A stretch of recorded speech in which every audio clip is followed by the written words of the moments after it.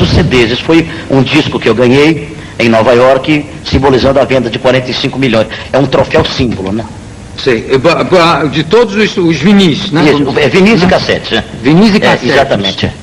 Deixa eu mostrar o disco aqui. Nelson Ned, Jesus Te Ama. Você, de repente, se transformou num evangélico, num pregador evangélico, Nelson? Como é que é isso? Conta pra mim. Ô Jô, quando eu estive aqui no seu programa, lançando o Jesus Está Vivo, eu pude dimensionar a impressionante e arrasadora penetração que você tem no Brasil. Muito obrigado. Esse programa mudou a minha vida, porque realmente foi uma bênção muito grande. Você me permitiu falar daquilo que Jesus fez na minha vida, na transformação espiritual e moral que houve dentro de mim. Então, quando eu gravei o Jesus Está Vivo, foi realmente uma bênção. Chegou a mais de 1 milhão de discos vendidos só no Brasil. Foi lançado também em espanhol. E agora nós assinamos com uma multinacional, com a Warner Music, para todo o mundo. Esse é o meu primeiro trabalho para a Warner. Eu estou te trazendo o CD em português e também acabo de gravar em espanhol e inglês. Vou estar agora dia 7, 8 e 9 de julho em Los Angeles, fazendo o lançamento mundial desse disco Jesus Te Ama, em espanhol e inglês. Nelson, vou pedir para falar um pouquinho mais longe do microfone, que está dando muito cadeira. Por causa da cadeira. Tá. Essa cadeira realmente... Tudo bem. Então, o que acontece? Quando eu conheci o poder de Deus que há no nome de Jesus, eu não vim falar de religião. Tá, vamos mudar aqui. Isso. Esse e puxa esse pra cá. Pronto. Ficou melhor assim? Agora ficou perfeito. Alô, meu amigo Marcos Nunes, um abraço para você. Sou admirador. Admirador do Marcos Nunes? Olha aí. Então é o seguinte, quando eu tive o contato com a bênção de Deus, quando eu fui conhecer Jesus, eu estava no chão. Muitas vezes fala assim, como é que pode uma pessoa que tem milhares de dólares no banco, que tem milhares de discos de ouro vendido, estar no chão? Eu conheço muitas pessoas que têm muito dinheiro e estão no chão. E eu vou dizer sem citar nome, um presidente da República impedido de exercer o seu mandato, não por incapacidade administrativa, por problema de conduta moral, está no chão. O maior jogador de futebol da Argentina, impedido de defender o seu país na Copa do Mundo, por problemas de conduta moral, está no chão. O maior ídolo do pop, da música americana, impedido agora de seguir uma turnê, cancelado seus contratos, seus patrocinadores, problemas de molestação sexual de crianças, está no chão. Uma das maiores atrizes da televisão brasileira, uma mulher belíssima, problemas de desacertos profissionais, não incapacidade artística, no momento está no chão. Eu estive no chão. Eu fui um homem que tive muitos problemas de desajuste espiritual. Fui um homem que procurei fazer de mim mesmo o meu ídolo. Você sabe que o artista, ele é uma vítima do sucesso. O Charles Chaplin disse uma vez que o artista passa metade do tempo correndo atrás da fama e a outra metade fugindo dela. Isso é uma das maiores verdades que eu já vi. Então eu tinha um Deus, que era Nelson Ned, que é a chamada a egolatria, a autoadoração de si mesmo. E o meu Deus era George Washington, que é a esfinge do presidente americano na nota de $1. Então o que aconteceu comigo, Jô Soares, para eu estar hoje falando de Jesus? Eu era um sucesso no mundo e um fracasso dentro do meu lar. Aquela casa que você me deu a honra de visitar, uma casa, minha casa estava no chão, o meu lar estava totalmente destruído. Eu era um homem que durante muitos anos eu procurei a alegria no Dom Perignon, no Pauline Montrachet, no Johnny Walker Black Label, na cocaína. O pó que eu cheirava vinha para mim do cartel de Medellín. Eu procurei alegria no sexo, entendeu? Não estou falando de prostituta, mulheres belíssimas em Paris, em Toronto, em Buenos Aires, no México. Eu era um sucesso com as mulheres do mundo e um fracasso no meu leito conjugal. Um sucesso com as minhas fãs e um fracasso com os meus filhos. Entende? Porque maior do que um homem, maior do que um artista, tem que ser o homem que está dentro dele. Entendeu? Nelson Ned era o gigante da canção. The Little Giant of the Brazilian Song, el pequeno gigante de la canción. Mas dentro de mim, o homem interior que estava dentro de mim, era um anão moral. Um homem moralmente era muito menor do que os meus 1,12 m. A minha filha Verônica, a minha filha Mona Lisa e meu filho Júnior, a minha esposa Maria Aparecida, os meus pais, sofreram muito. Eu também sofria muito. Porque eu não conseguia encontrar a felicidade espiritual na paz. Eu procurava a paz nos calmantes, Lexotan, Dormonide. Eu procurava a alegria nas euforias. Você sabe que durante muitos anos eu fui considerado aqui em São Paulo o rei da noite. Eu tenho uma capa da revista Veja São Paulo que me aponta como a maior caixinha de São Paulo. Entendeu? Mercedes-Benz, limusine, Rolls Royce, tudo que você puder imaginar. Eu tive tudo, muito e muito tudo. Então chegou um ponto na minha vida, Jô, em que eu estava tão mal espiritualmente, tão mal, que eu só tinha 3 caminhos. Ou a sepultura, ou o manicômio, ou Jesus. Mas só que o Jesus que eu conheci não é o Jesus dos altares, não é o Jesus dos crucifixos, não é o Jesus dos padres, nem o Jesus dos pastores. É o Jesus de Nazaré, o Cristo vivo, na misericórdia divina que tem na pessoa do Espírito Santo. Ou seja, a palavra de Deus diz o seguinte: Deus não habita em templos feitos pela mão do homem. Ele diz assim: eu habito no alto e santo lugar, mas também habito num coração contrito e sofredor. Então, quando eu comecei a ler a Bíblia, porque tudo aquilo que um artista pode almejar na vida, eu tive. Fama, reconhecimento internacional, canto em 6 idiomas, entendeu? Chego em Paris, eu canto no Palais de la Mutualité, cantei 4 vezes no Shrine Auditorium em Los Angeles. Você sabe disso, você conhece a minha carreira internacional. E o que isso me deu? Me deu um homem que era eu era uma bala perdida. Eu era uma bala perdida. Eu não conseguia encontrar paz dentro do meu lar. Então, o que o dinheiro fez? O que o George Washington, o Deus dólar, fez na minha vida? Tudo bem, eu sei que o dinheiro pode comprar uma mansão, mas não compra um lar. O dinheiro pode comprar um calmante, mas não compra o sono. O dinheiro pode comprar o corpo de uma mulher, mas não compra nem o seu orgasmo e nem o seu coração. O dinheiro pode comprar uma cruz, mas não compra a salvação, porque ela já está comprada e já está paga, e é pelo sangue do Senhor Jesus derramado na cruz. Então o que acontece comigo hoje? Quando eu fui para Jesus, porque a minha filha Verônica, usada pelo Espírito Santo, me abriu a Bíblia no Salmo 51, aquela mesma Bíblia que muitas pessoas têm aberta na sala de jantar, como uma decoração, aquela mesma Bíblia que muitos evangélicos usam debaixo do braço, na porta da igreja, como se Bíblia fosse desodorante, ou como se Bíblia fosse peça de decoração. Aquela mesma Bíblia, quando ela é aberta, fechada ela é um livro, aberta ela é a boca de Deus. Então a minha filha me mostrou o Salmo 51, que é quando o rei Davi diz no Salmo 51, tem misericórdia de mim, Senhor.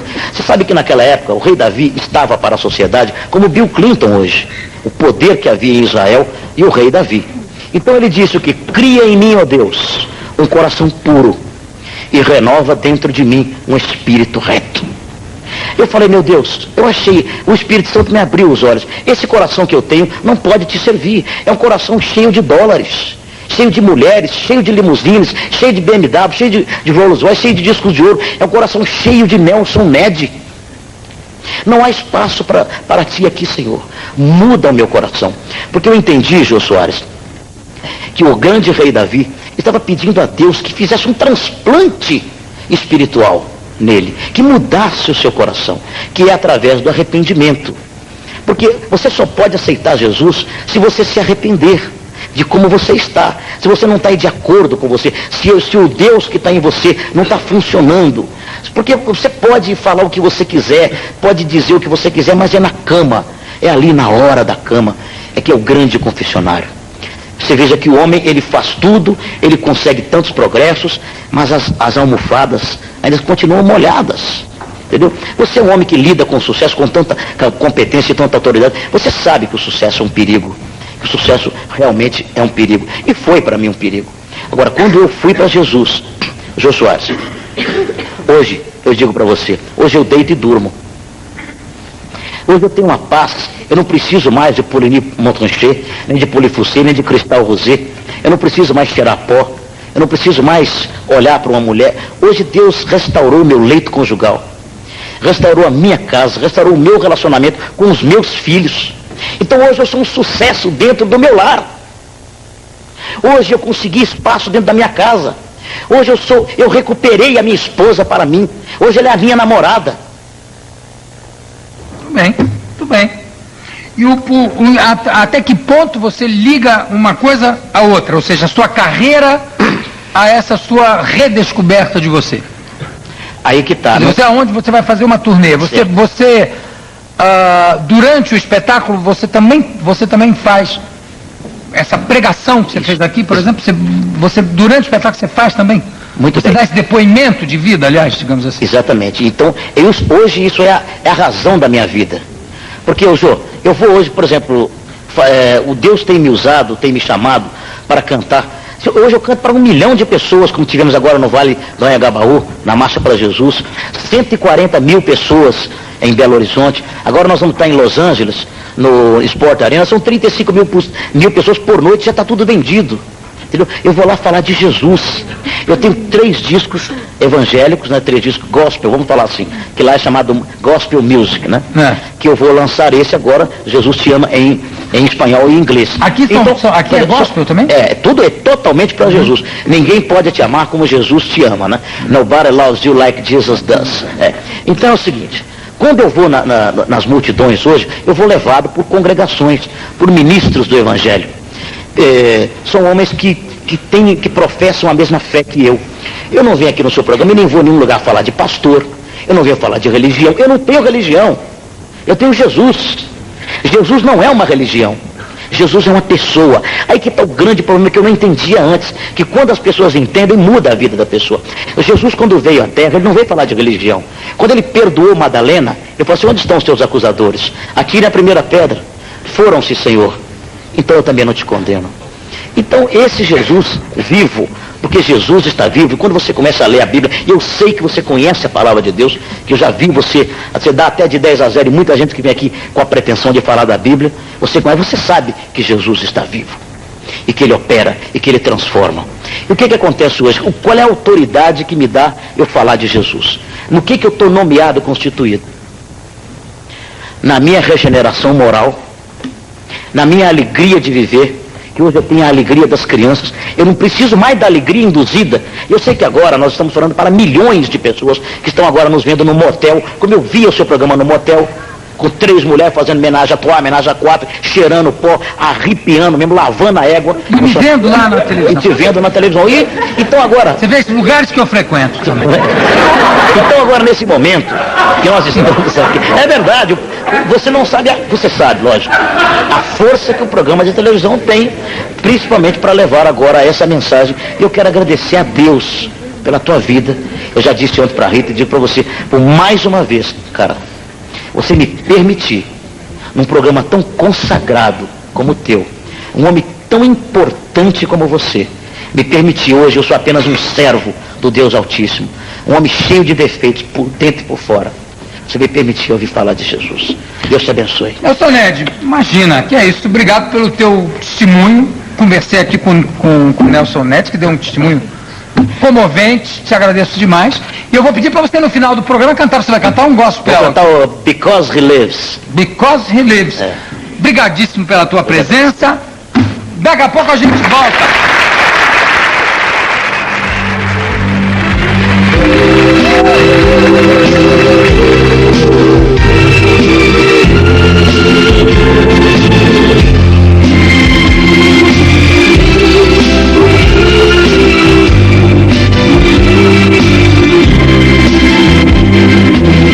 God sent His Son. They called Him Jesus. He came to love, heal, and forgive. He bled and died to buy my pardon. An empty grave is there to prove my Savior lives. Because He lives. Because He lives.